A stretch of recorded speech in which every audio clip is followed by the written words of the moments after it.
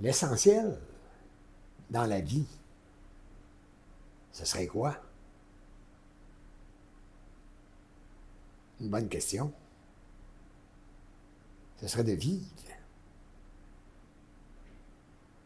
Mais pour vivre, il faut communiquer. Et c'est pour ça que la vie, c'est de la communication. Si vous jetez un coup d'œil à tout, vous allez voir que c'est la communication qui prime, qui est à l'avant-garde, qui est d'une nécessité, qui doit être sans borne. Mais quand l'homme est intercepté, et l'homme est constamment intercepté. Parce que l'énergie qui descend des hauts plans, elle, avant qu'elle arrive ici, elle est interceptée par le monde des esprits, les plans astrales, les plans astrales. Elle est interceptée. Et qu'est-ce qui reste à l'homme? Bien, ce qui lui a servi dans son développement ou dans le développement qui lui a été permis à travers la pensée puis l'émotion. Et sa vie est ça, la vie de l'homme. Et la pensée étant prédominante, l'homme est réduit à une vie qui est réellement pas la sienne, qui est celle par laquelle l'énergie est interceptée par le monde des esprits. Donc, l'homme est sous la commande de ce monde-là, de ces mondes-là. Et il ne sait pas. Oh, il y en a qui le savent, mais on est pogné pareil dans la turbulence ou dans la manipulation de ces mondes, de ces esprits.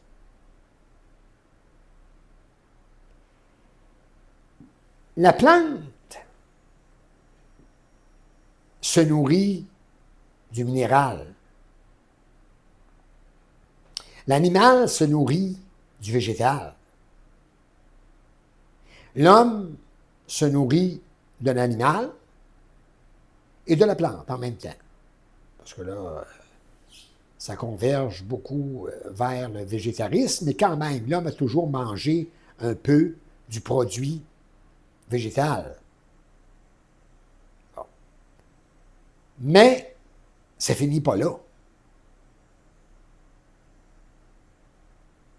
L'homme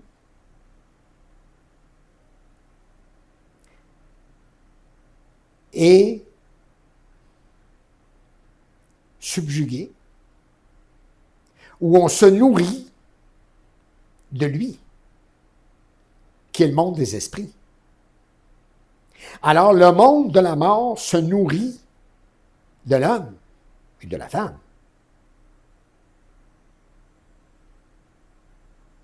Et ainsi va la vie de l'homme.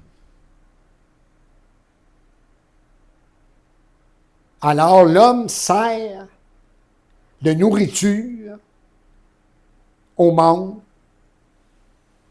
de la mort. Et ça en choque plusieurs, ça. Parce qu'il y en a une grosse gang. C'est répandu sur la terre, ça. C'est très occulte. Puis ça fait partie en même temps d'un côté du spiritisme, de l'occultisme et spirituel. d'avoir cette affiliation-là avec le monde de la mort et de ne pas être capable d'arrêter de se faire jouer à travers nos sentiments, nos émotions, puis nos pensées. Parce que nos attaches vis-à-vis des gens qui nous ont quittés est très fort. Il est encore pire que quand les gens, nos proches, nos amis, nos parents étaient là. Parce que quand ils étaient là, on pouvait avoir des discussions puis débattre avec eux autres sur certains points qu'on n'était pas d'accord ou qu'on était d'accord, ou on vivait des moments de joie, de peine, puis ainsi de suite. Mais là, quand l'homme ou la femme passe de l'autre côté, sont soumis à d'autres lois. Il faut que ça soit clair. Sont soumis à des lois, c'est pas qu'ils sont mauvais, mais sont soumis à des lois anti-vie, anti-homme, anti-lumière. Anti-vie, anti-homme. C'est des lois du monde, de ces mondes-là. À partir des principautés qui ont institué ces lois-là pour le développement de leur monde. Et l'homme est très naïf face à ça, d'une naïveté sans borne. Alors, il se fait manipuler à travers ses pensées puis son émotivité constamment dans le quotidien. Et après ça, on est surpris que les décisions qu'on prend, qui nous amènent à vivre des expériences plus ou moins douloureuses.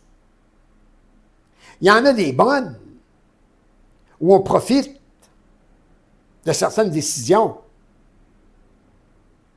Mais pour un certain temps, parce qu'à quelque part en nous autres, on sait qu'il va y avoir une fin, que ça va se terminer. Mais que toute chose se termine, ça fait partie de l'évolution, c'est une chose.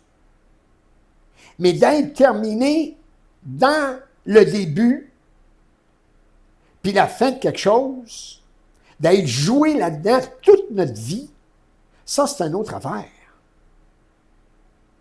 C'est que la communication n'est pas établie. Elle n'est pas établie en nous-mêmes, avec nous-mêmes, de ce que l'on est réellement au point de vue cosmique. Où le cosmique astral doit être brisé pour que l'homme entre dans l'aspect cosmique de sa lumière, de son énergie.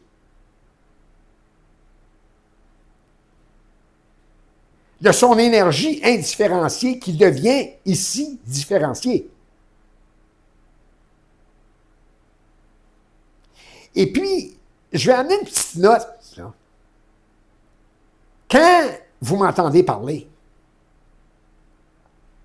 si vous n'êtes pas d'accord, et c'est tout à fait normal, amenez du feedback. Vous pouvez dire, hey, moi, ce que tu dis là, ça ne marche pas. Pour que moi,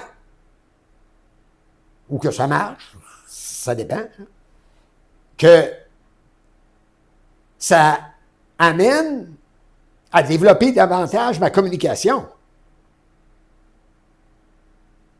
Mais, et vous autres de même. Sinon, qu'est-ce qui se passe? Vous gardez tout cela clos, vous allez avoir vos idées, puis vous restez pris avec vos idées. Et vous pensez que, avec vos idées, ça va fonctionner. Mais toute idée est astral. Mais je ne veux pas dire que ce que vous voyez de ce que je dis, que vous le voyez, là je vais mettre ça comme ça, on n'est pas polarisé, en bien ou en mal, c'est correct. Vous avez le droit de le voir comme vous voulez. Mais par contre, vous devez voir là-dedans si c'est vous qui le voyez à partir de votre lumière ou si vous êtes coaché par des entités.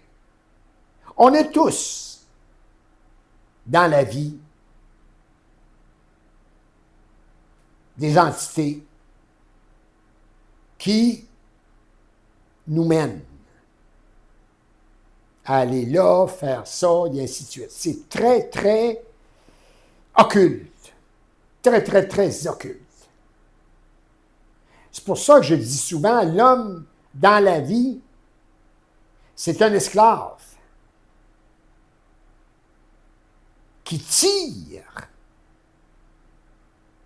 la charrette et que c'est les entités qui sont sur son dos ou dans la charrette. Et il y en a plusieurs personnes qui sont friands de l'occulte, qui sont friands du spiritisme. Et ça, être friand de ça, on finit comme une patate frite dans le chaudron.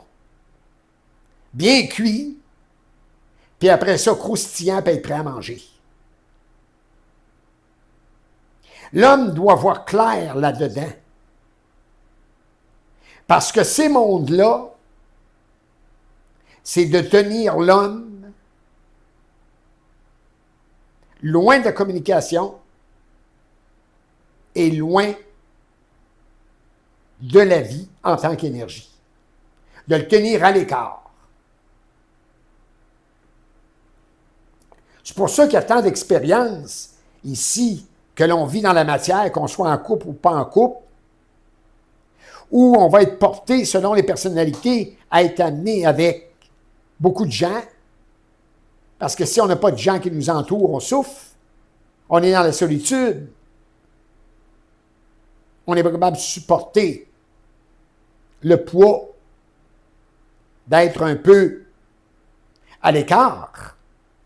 Être à l'écart, c'est pas mal. Rendu pourquoi on voit que l'on est à l'écart et qu'on ressorte de cet écart-là pour établir des communications. Et ceux qui, eux autres, ont du monde, très peu de monde, mais du monde qui cherche juste avec ce que c'était avant. Ou comment c'était avant. Ça aussi, c'est à voir. Parce que tout est à regarder sous l'œil de l'énergie. On va dire de l'esprit. Mais ça me chicote l'esprit. Parce qu'on a une idée emboîtée de ce que c'est que l'esprit. Il va falloir que ce mot-là, le mot, soit brisé pour vivre la vibration de ça. D'ailleurs, tous les mots aussi, ça doit passer par là. Il faut que la coque du mot soit décelée, décadenassée, pour en vivre la vibration. Sinon, on reste mort dans nos mots et on meurt dans nos mots et nos phrases que l'on a entendues, que l'on a appris et qu'on a cru vérité. On reste emboîté là-dedans. Mais emboîté, on ne peut pas aller plus loin que le diamètre de la forme de l'emboîtement. On ne peut pas aller plus loin que ça. Mais comme nous autres, on cherche la sécurité, souvent, ça fait notre affaire. Puis il y en a que chercher la sécurité c'est faire le tour du monde. C'est d'aller d'un bord et de l'autre. On ne peut pas établir quelque chose puis dire c'est fondamental. Tout va devoir être mis en question. Une personne dans la vie ne peut peut-être pas se déplacer beaucoup, mais elle est en mouvement interne. Donc, elle n'est pas séquestrée ou moins séquestrée que l'autre qui se déplace constamment. Le mouvement, c'est interne. Et quand on vit vraiment notre mouvement interne, cela veut dire qu'on est de plus en plus au neutre face à tout. Au neutre face à tout. Là, c'est ce qui veut dire que le monde des esprits a de moins en moins d'avantages sur nous autres et on est de moins en moins sollicité à travers nos pensées et nos émotions, notre émotivité. De moins en moins.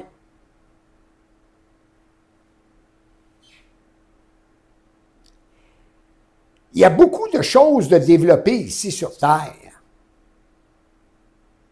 Qu'à travers la polarité, on va voir mauvaise ou bonne.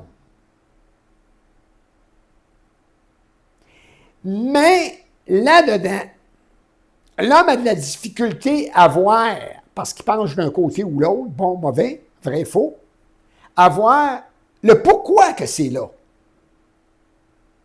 Qu'est-ce qui fait que ça s'est développé?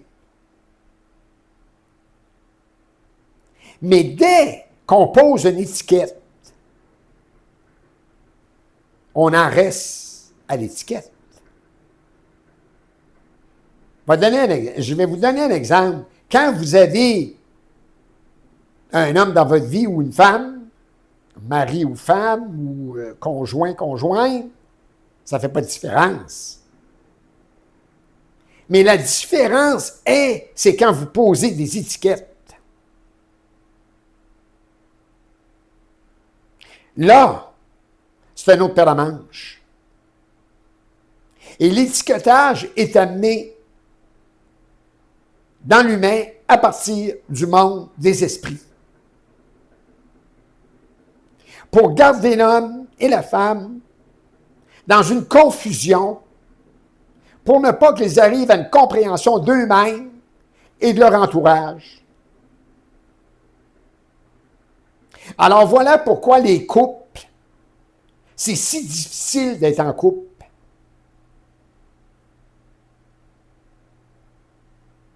Parce que constamment, à travers la pensée et l'émotivité, on catalogue ça d'une façon ou d'une autre.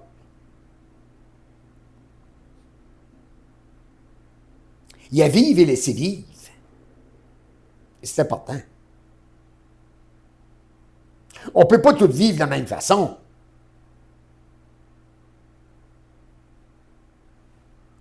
Il y a énormément de différences sur la Terre. Mais c'est que la conscience n'est pas là. Le savoir n'est pas là.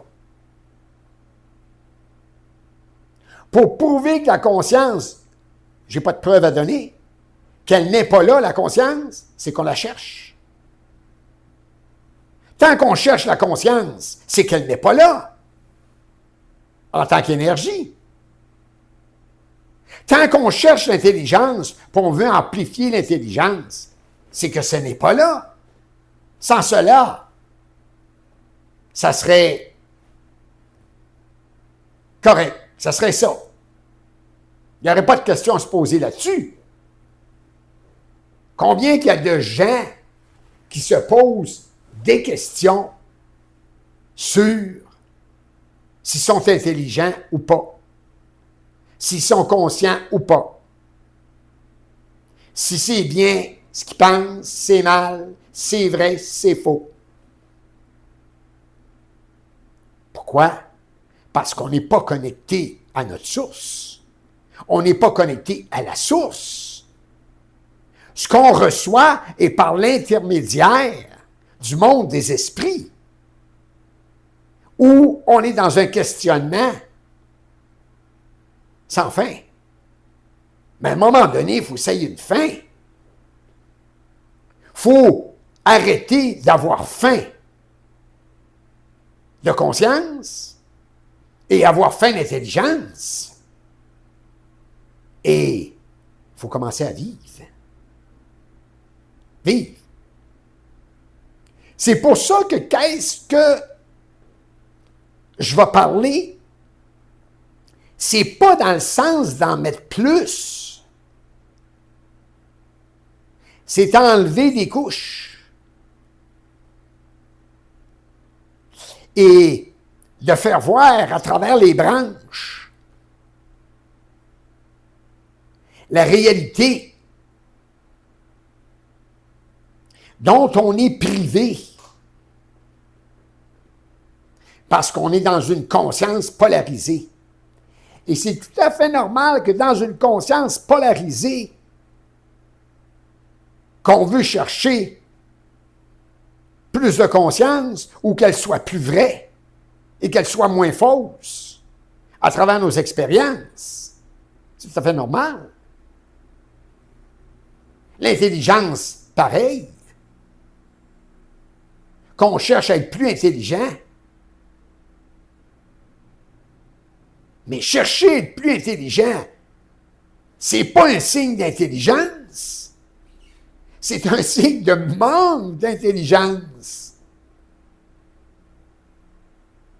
C'est qu'on est dans une intelligence réfléchie, pensée, mesurée, et qu'on, soi-disant, on nous fait croire qu'on peut l'augmenter à travers la connaissance.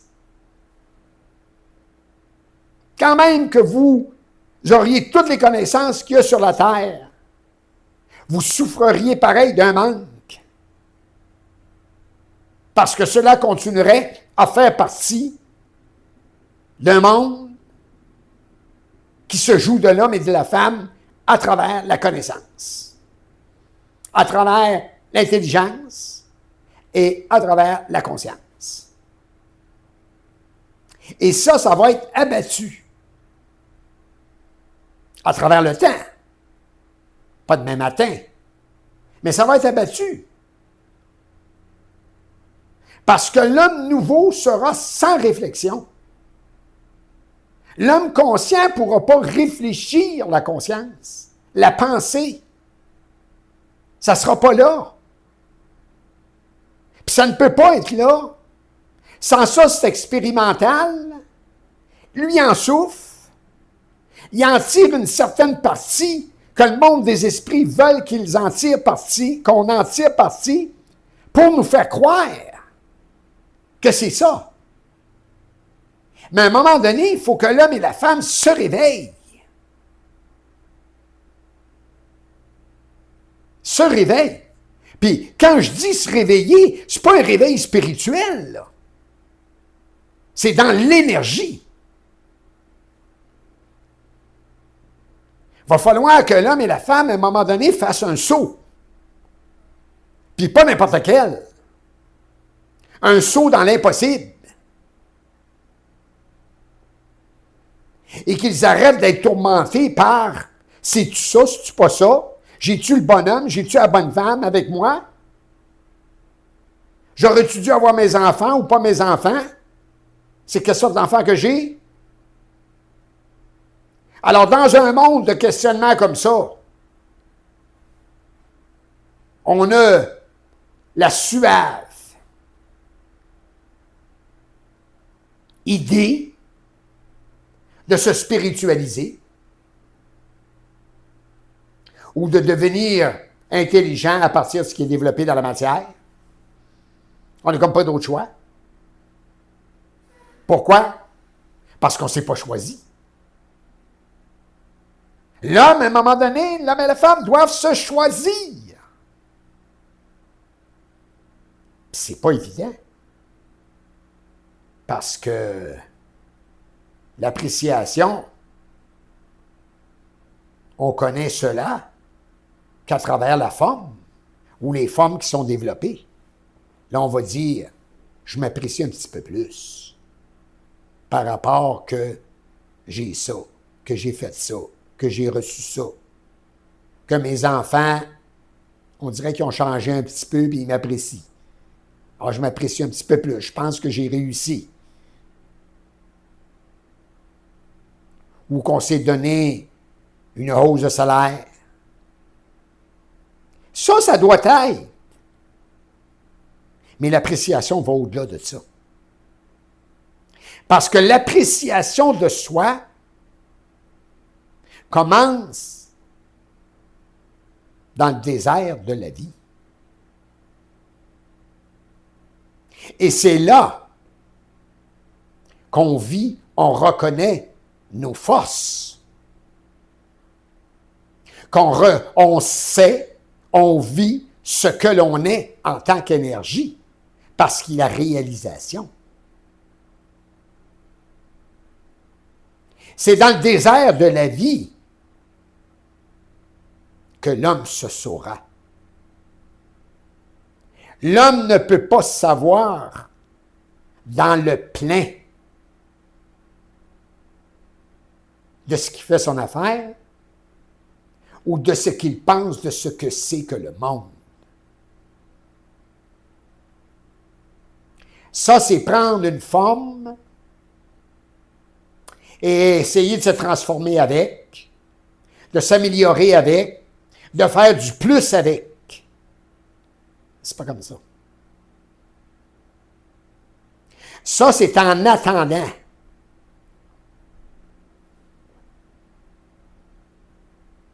En attendant de boire de l'eau fraîche,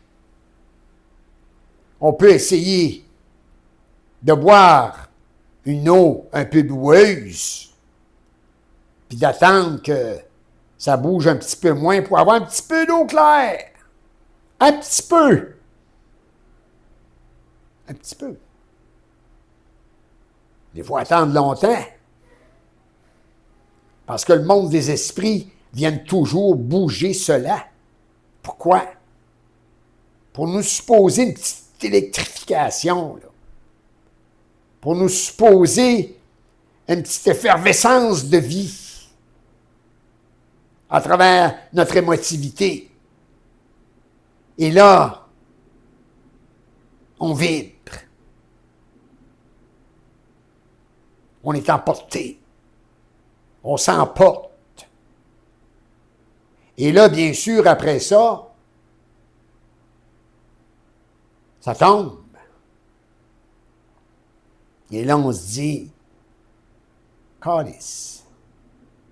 On dirait que je suis encore au même point. On dirait que je n'ai pas avancé.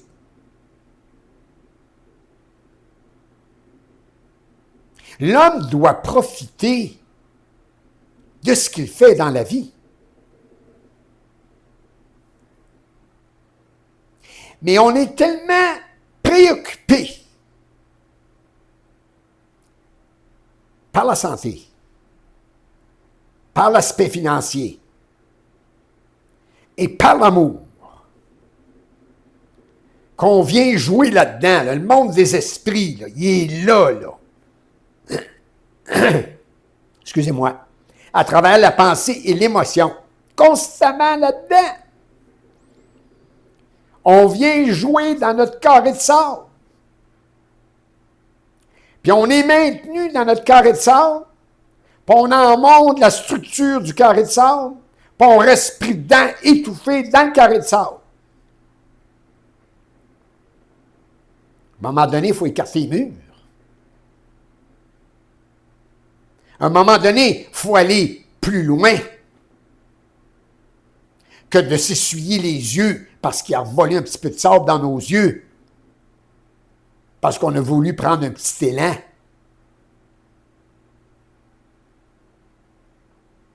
Et que là, on est distrait par enlever un peu le sable dans nos yeux. Allez toujours au-delà des mots que je dis. Ne vous arrêtez pas aux mots. Et de là va se développer votre vibration. De là. Mais si vous vous arrêtez seulement qu'aux mots, vous allez voir si c'est bien, si c'est mal, si c'est vrai, si c'est faux, si c'est mensonge, si c'est vérité. Et vous restez à sauter sur un radeau ou sur l'autre. Ah, je pense que lui est meilleur. Ah, je pense que ça, c'est bon. Ah, je pense que ça, c'est bon. Non, non, non, non. Ça vient que vous êtes écartelé.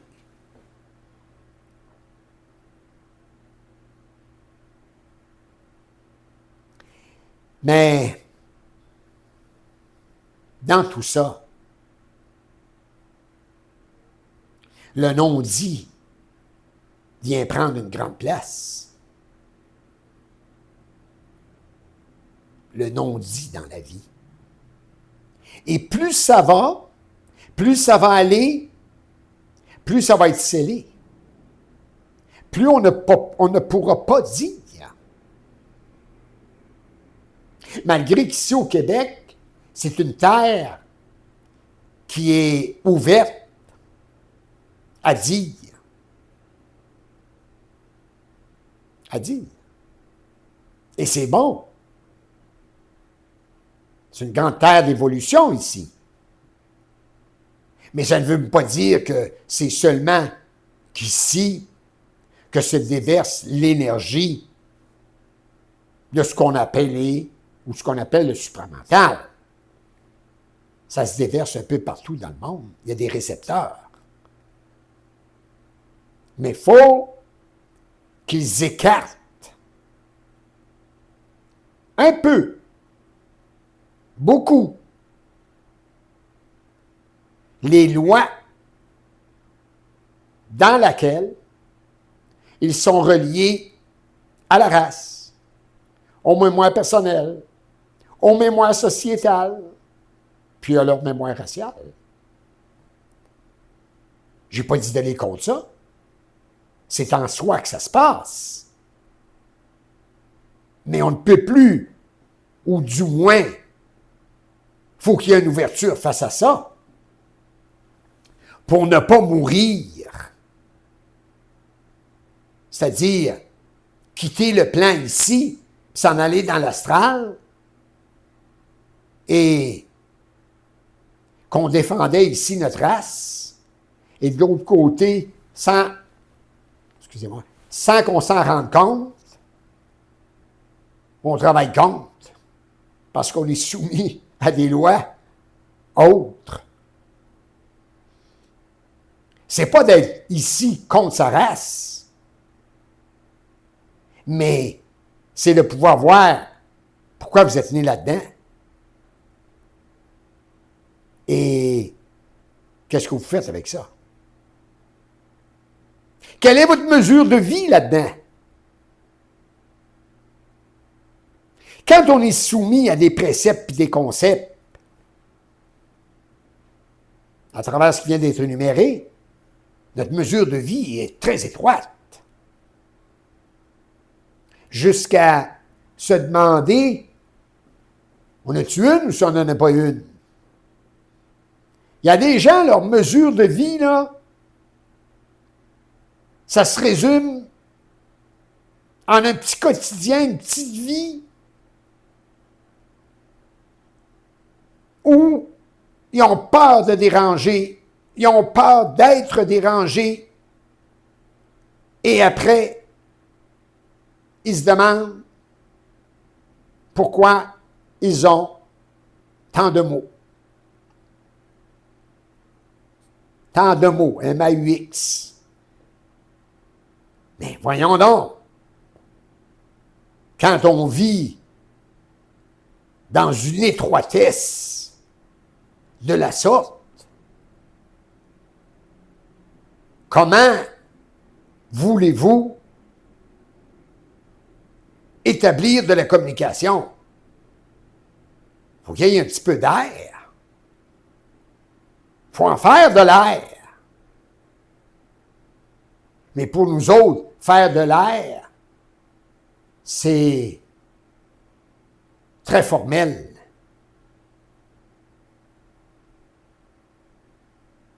Tandis que communiquer, ça commence à ouvrir en soi l'échangeur d'air. Là, on reste plus dans la même ère viciée qui nous est distribuée depuis des siècles et des siècles.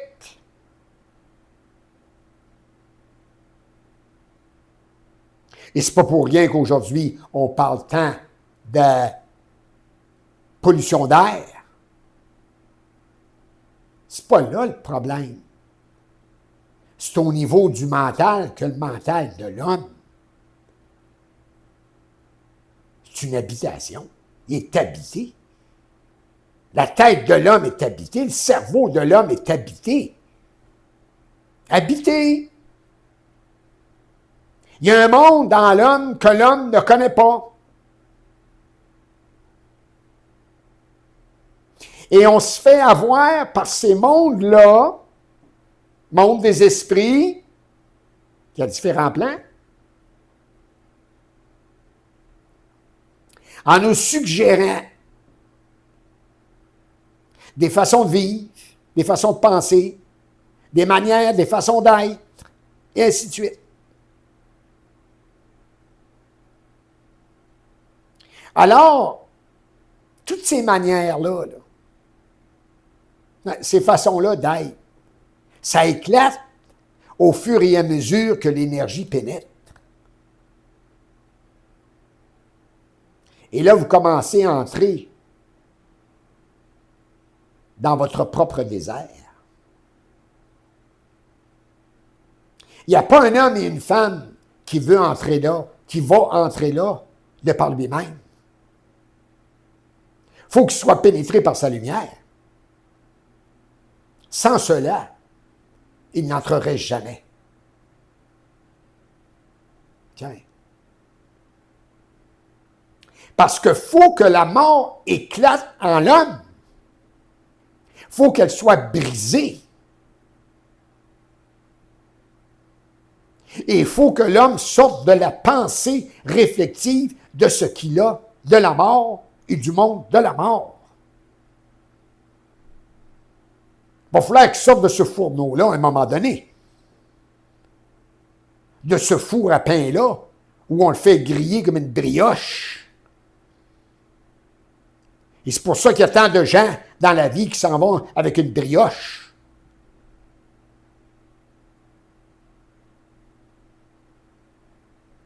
Et là, on est obligé, à partir de ce moment-là, de suivre des façons pour enlever la brioche, parce qu'elle devient trop exubérante. Avez-vous déjà pensé, là? Comment ça se fait qu'une personne engraisse dans la vie? Ou devient maigre?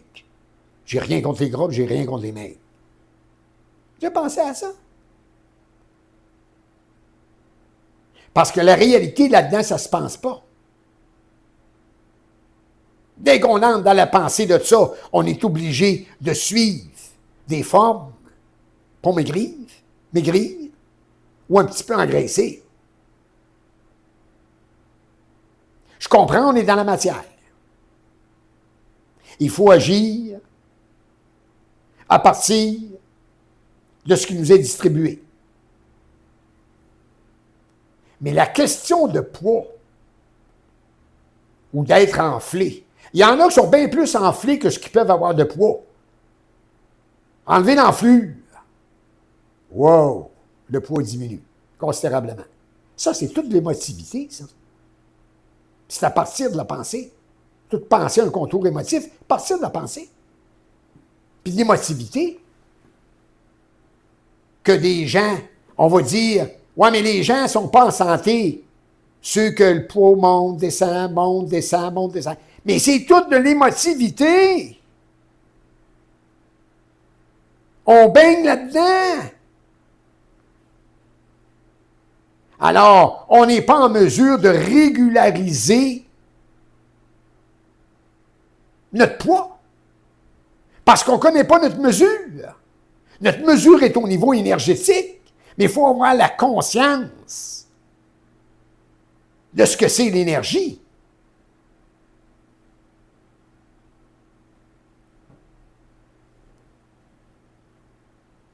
L'intelligence. Quand un homme est dans l'intelligence, pas réflexive, pas pensée, le problème de poids, c'est pas long qu'il décolle. Parce qu'il est en mouvement interne.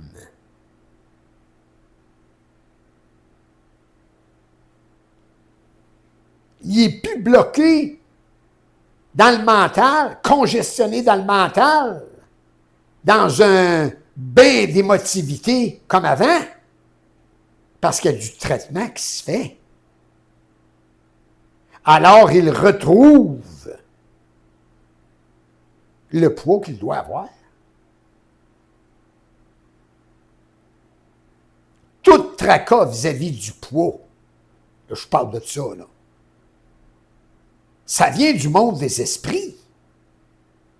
Et là, on devient gonflé comme des ballons ou maigre comme des piquettes. Il y en a, ils ont plus un bon équilibre là-dedans. Ils n'ont pas à vivre d'expérience face à ça. C'est autre chose. Il y en a que ça peut être plus les finances. Ils sont bien gonflés dans les finances ou très maigres au niveau financier. C'est toujours la même gamique. C'est toujours la même game, mais qui se joue différemment selon les formes. Et nous autres, on est pris là-dedans. Alors, c'est tout étudié intellectuellement, séparément.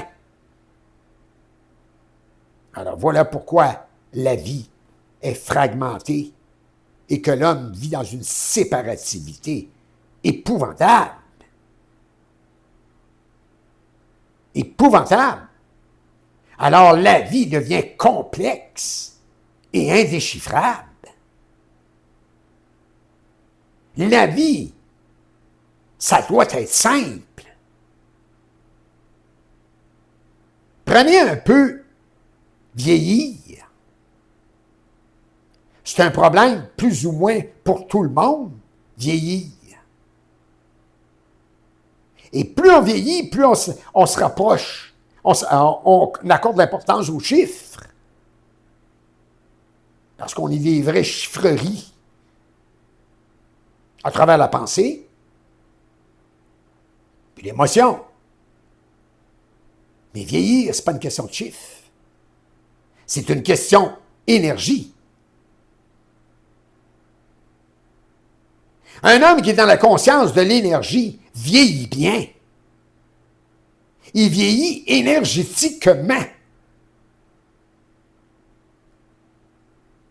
Mais il faut qu'il reconnaisse le jeu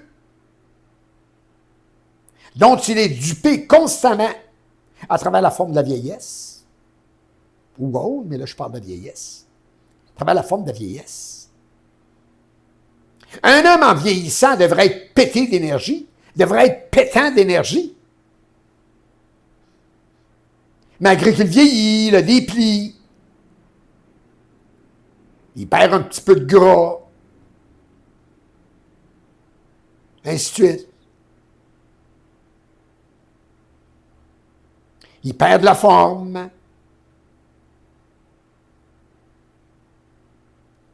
Mais s'il n'a pas le mouvement vital à l'intérieur de lui, il est fait.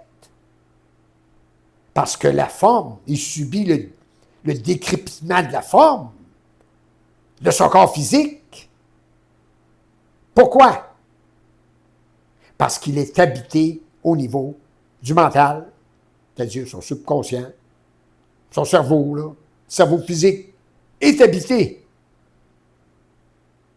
Alors, s'il est habité, c'est pas lui qui s'habite, il est habité. Quand tu habites une maison, c'est-tu le voisin qui habite dans ta maison? C'est toi? Si tu es un beau niaiseux, tu vas faire rentrer n'importe qui chez toi. Mais si tu es moindrement éveillé, conscient, j'aime pas trop le mot éveillé, là.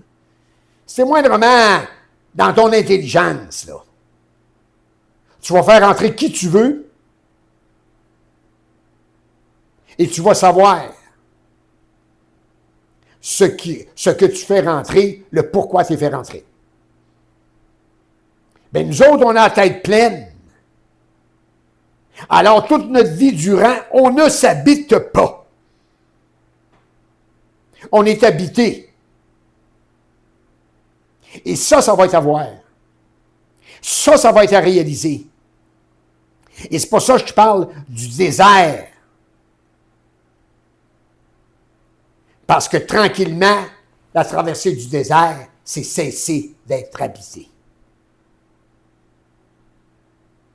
Sans cela, on se propose des déserts, proposés par le monde des esprits, où on arrive à des oasis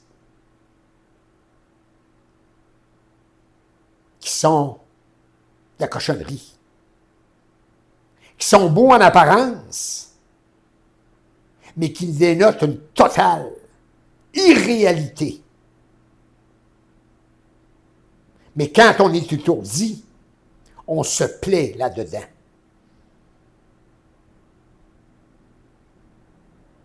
Avoir remarqué quand vous allez être étourdi dans votre vie, vous allez vous tenir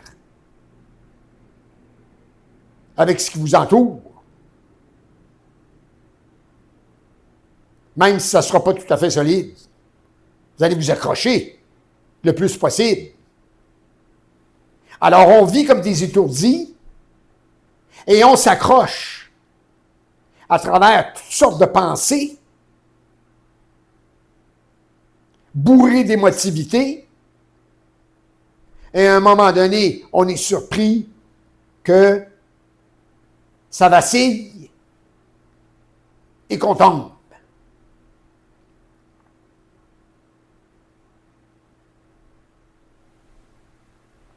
C'est quelque chose là, quand on dit que dans la vie, on porte toutes des cannes.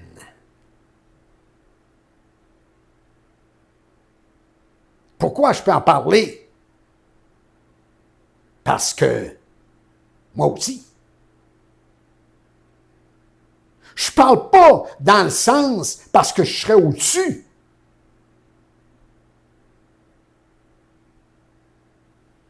Parce qu'il y a une visibilité à quelque part en moi-même qui me permet de voir qu'on a toutes nos petites cannes. Ah, il y en a, c'est des belles cannes dorées. Il y en a, c'est des belles cannes travaillées. C'est travaillé, là. C'est vraiment là, un support extraordinaire. Vous voyez au-delà des mots que je dis. C'est vraiment un support extraordinaire. On est tout penché là-dessus. Assez qu'on a quasiment envie de manger à la canne.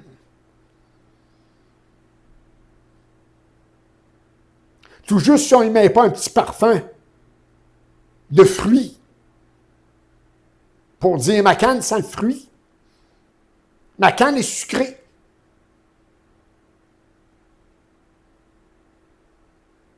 On en a plein. En la santé, en l'argent et en amour. Hey, la plupart du temps, les maris, c'est des cannes, puis les femmes, c'est des cannes. Puis les enfants, on fait naître des cannes. Il y a beaucoup à parler là-dessus. Il y en a que leurs enfants, c'est des supports. C'est pour ça que je vous dis qu'on est drôlement organisé par ce monde-là, des esprits. Quand on dit qu'on se met en couple, parce qu'on s'ennuie, on vit de solitude, ou par rapport à des concepts du conventionnisme, qu'on se marie, parce que c'est une femme qui est établie, puis ça a l'air qu'elle est bonne. Elle est tellement bonne, souvent, là, les gens trouvent ça tellement bon qu'elle ne dure pas. Après ça, c'est terminé. Mais on a toutes nos bonnes raisons que ça soit terminé. Et comme il y a beaucoup de terminaisons dans le monde dans ce sens-là, on ne se sent pas trop coupable. On se dit, oh, ben, oui, c'est correct. Le voisin aussi, il a passé par là. Oh, l'autre ami que je connais aussi a passé par là. C'est pas grave. Ça va. Là, on avale notre pilule. Mais on est rarement capable de décider pour nous-mêmes.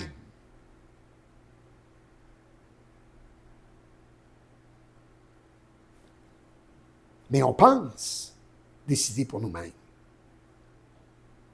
Avant de décider pour nous-mêmes, il faut que le mental soit lavé. Lavé de toute émotivité. Tranquillement, pas vite. Je n'ai pas dit de rien faire en attendant, puis de dire pas bouger, qu'il faudrait que ça soit nettoyé. Occupez-vous pas de nettoyer. Le nettoyage, il va se faire. Parce qu'il y a une descente d'énergie ici, dans la matière. Et quand l'homme est prêt, il est prêt. Ça se fait tranquillement, pas vite.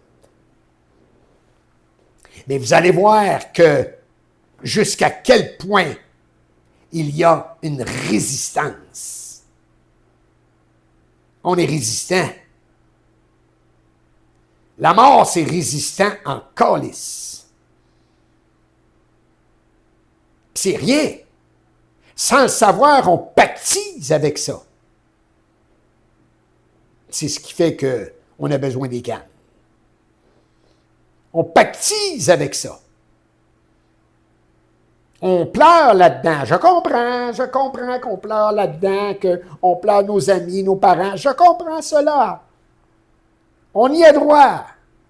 Il ne faut pas s'en empêcher. Mais il ne faut pas se noyer non plus. Il ne faut pas arrêter nos vies là. Il faut continuer à vivre. Si on ne peut pas prendre notre vie en main parce que nos amis nous ont quittés ou nos parents nous ont quittés ou les enfants, ça fait dur. C'est de la manipulation. On est manipulé. Il faut se ressaisir. Mais comme la communication est coupée, qu'on est intercepté par le monde des esprits, qui crée une brume, la communication, ça va plus loin que ce qu'on pense de nous autres dans la pensée de qu'est-ce que c'est que la communication. Ça va bien au-delà de ça. Alors, un parent nous quitte, comme ici dans la matière. Quelqu'un nous a quittés, il est rendu à tel pays. On va utiliser une voie de communication, on va dire, oui, comment ça va? Ça va bien là-bas? C'est un bon voyage? OK. Mais quand, ici, quelqu'un nous quitte pour aller de ce qu'on appelle de l'autre côté du voile, là, ce qu'on appelle l'invisible, mais il est toujours là. Mais sauf qu'il n'y a pas de corps physique. Il n'y a pas de communication. Puis si vous essayez d'établir une communication, si vous êtes fortement intercepté par le monde des esprits, on va venir vous jouer en maudit. Mais on devrait être capable de dire, « Comment ça va, là? T'as quitté? » On aurait une réponse. Mais on ne resterait pas là à chialer au bout de la ligne, puis à pleurer au bout de la ligne, puis à essayer de revenir. On dirait, OK, ça va. Fais ce que tu as à faire. C'est la même chose ici. Ici, dans la matière, c'est la même affaire. Des amis nous quittent, là. On a quasiment envie de chialer, puis on va texter, puis on va téléphoner. Surtout en mari puis femme, là, puis ça, là. On est-tu niaiseux? Pourquoi? On n'est pas réellement niaiseux, on se fait niaiser. On se fait niaiser! On passe notre vie à se faire niaiser! dans la spiritualité au coton. Au coton. Être spirituel, c'est nécessaire, les formes spirituelles. C'est nécessaire, les prières, les invocations, oh, c'est nécessaire. Mais on ne peut pas rester là toute notre vie. À un moment donné, il faut se tenir debout. Debout. Je sais que c'est pas facile. C'est pas facile de se tenir debout. Savez-vous pourquoi? Parce qu'on n'a pas assez souffert. La traversée du désert, c'est une souffrance. C'est un sevrage.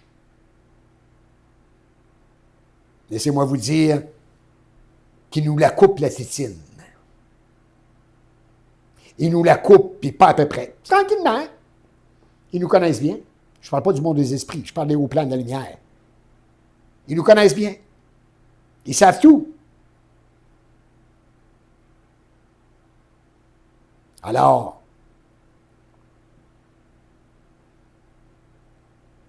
l'homme ne vivra pas son désert avant son temps. Ah, il va vivre des formules de désert. Il va vivre des aspects désertiques dans sa vie. Mais s'il ne fait pas éclater cette expérience-là, et qui fait encore partie d'une manipulation, il n'entrera pas dans la souffrance de la traversée de son propre désert. Il va rester aux abords avec une grande soif de vérité. Et comme la vérité est l'envers du mensonge, ben il reste pogné là, sur son cul, assis sur son cul, et durant ce temps-là, il préfère aller se faire enseigner des méthodes et des façons de vivre, de survivre. Et dans la traversée du désert, l'homme va être libéré de la survie. Mais d'ici à ce temps-là, l'homme est dans la survie. L'existence. Il existe, puis c'est tout. Il n'en sait pas plus. Ce qu'il pense savoir, c'est à travers toutes les connaissances qui ont été mises là, pour lui, pour les autres en même temps, et que l'on soit riche ou pauvre, malade ou pas malade, heureux ou pas heureux, on est tous dans le même emboîtement. Parce qu'il va falloir que ça soit cassé. Puis ça, je l'ai dit souvent, c'est pas l'homme qui va casser ça. Là, ben, pas les reins. Il n'y a pas les reins pour ça. Il n'y a pas les reins pour ça. Il doit plutôt, entre-temps, s'occuper de sa santé, de son argent et de ses amours, à travers ce qui lui a été mis comme forme.